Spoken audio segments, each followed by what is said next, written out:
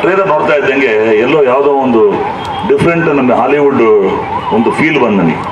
ಅಷ್ಟು ಚೆನ್ನಾಗಿ ಎಕ್ಸಲೆಂಟ್ ಆಗಿ technically very very sound movie.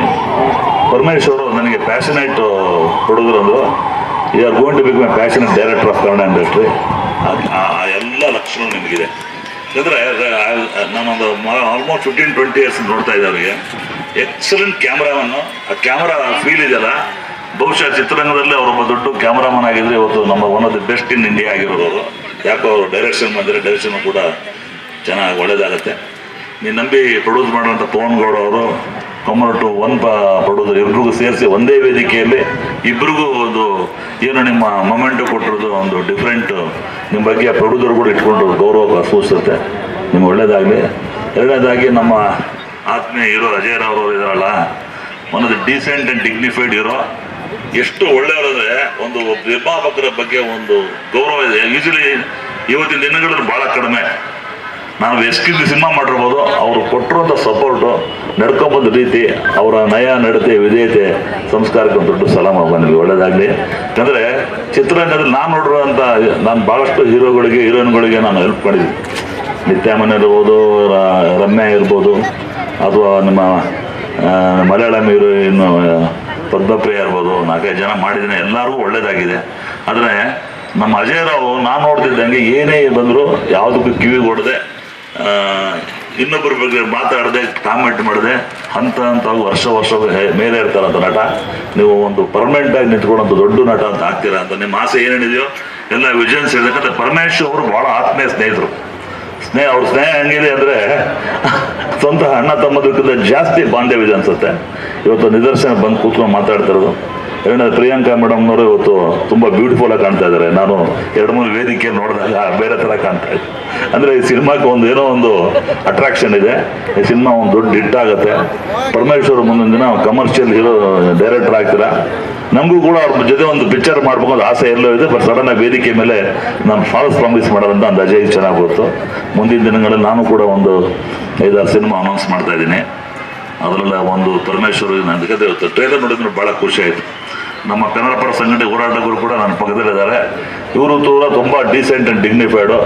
ಇವ್ರದೇ ಆದ ಒಂದು ಸ್ಟೈಲಲ್ಲಿ ಕನ್ನಡ ಸಂಘಟನೆ ಬೆಳೆಸಿ ಭಾಳಷ್ಟು ಜನ ಕನ್ನಡ ಪರ ಹೋರಾಟಗಳನ್ನ ಮಾಡೋಂಥ ಒಂದು ದೊಡ್ಡ ನಾಯಕರು. ಅವರು ಕೂಡ ಇದರಲ್ಲಿ SP ರೋಲ್ ಮಾಡಿದಂಗೆ ಕಾಣುತ್ತೆ. ಮತ್ತೊಮ್ಮೆ ಇಲ್ಲಿ ನಮ್ಮ ಪವನ್ ಗೌಡ ಅವರಿಗೆ ಇನ್ನೂ ಒಂದು ದೊಡ್ಡ ಸಿನಿಮಾ ಓಡೋಂಥ 10 ದುಡ್ಡು ಬರಲಿ, ನೆಕ್ಸ್ಟ್ ಒಂದು ದೊಡ್ಡ ಬ್ಯಾನರ್ ದೊಡ್ಡ ಸಿನಿಮಾ ಮಾಡಲಿ. ಮತ್ತು ಇಲ್ಲ ಹೀರೋ ಭಾಳ ಹ್ಯಾಂಡ್ಸಮ್ ಆಗಿದ್ದಾರೆ.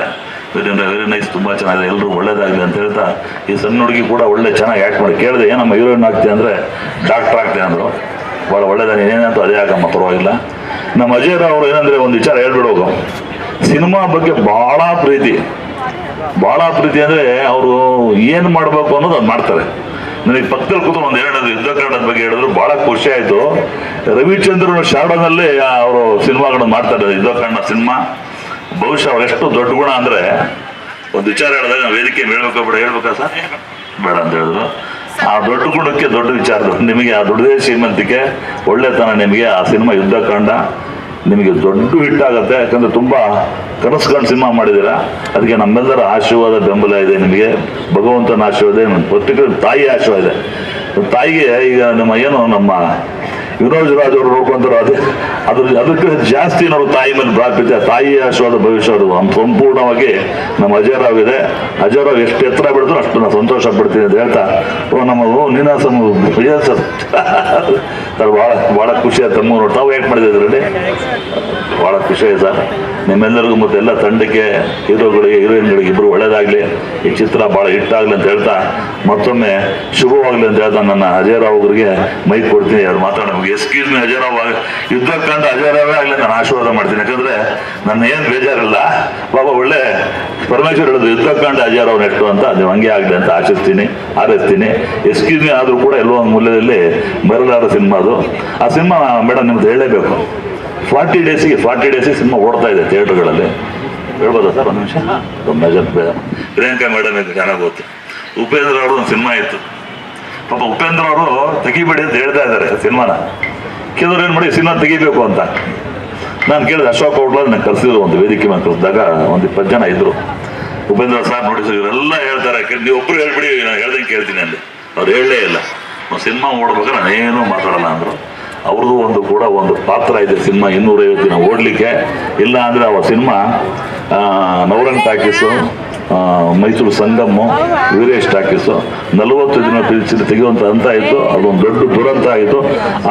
ಆ ದುರಂತವನ್ನು ನಾನು ಕೋರ್ಟ್ ಆರ್ಡರ್ ಮೇಲೆ ತಂದು ಸ್ಟ್ರೈಕ್ ಮಾಡಿದೆ.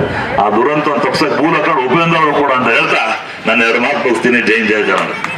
ಸ್ವಾದಿಷ್ಟತೆಯ ಸ್ವಾದ, ತಾಜಾತನದ ಆಹ್ಲಾದ, ಉತ್ತಮ ಆರೋಗ್ಯ ಮತ್ತು ಹೆಚ್ಚಿನ ರೋಗ ನಿರೋಧಕ ಶಕ್ತಿಯ ವೃದ್ಧಿಗೆ ಈಗ ನಿಮಗೆ ಸಿಗುತ್ತಿದೆ ಉತ್ತಮ ಗುಣಮಟ್ಟದ ಪೌಷ್ಟಿಕಾಂಶ Shri Vaidik millet health mix. ಇದು ಸಿರಿಧಾನ್ಯಗಳ ಸಂಪತ್ತು.